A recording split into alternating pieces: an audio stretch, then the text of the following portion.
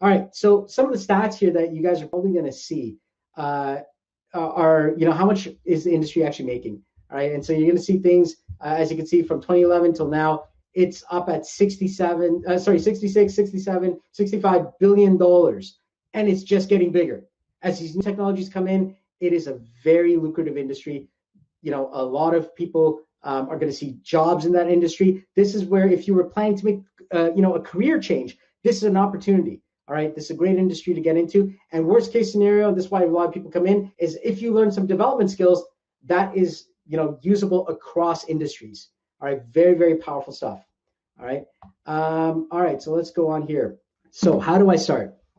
Choose an area. Are you a game dev? Are you in the music industry? Are you an artist?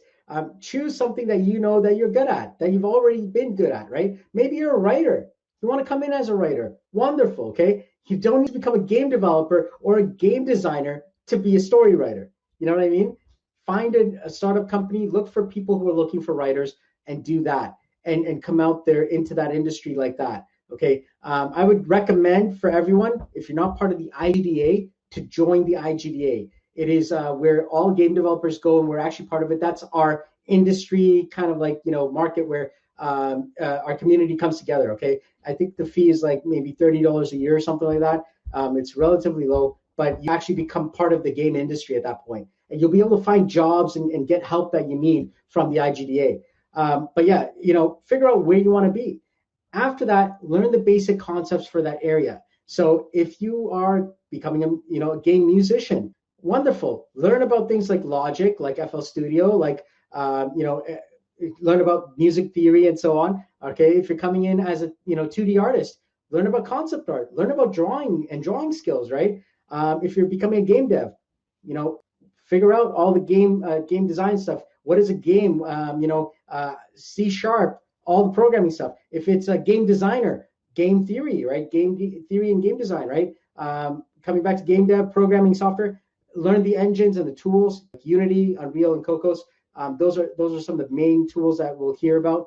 And the other thing that will really help you to get into this, if you want to test, of the list that I showed you guys, there are some that you're like, I could be part of that one and that one and that one, right?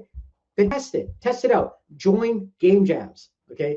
Game jams are beautiful little short events that happen generally over a weekend. They last maybe 1, 2, or 3 days, and you're just given a team, right? You join a team of maybe 2 or 3 other people who are doing different roles, and you, within 2 or 3 days, you pump out a game.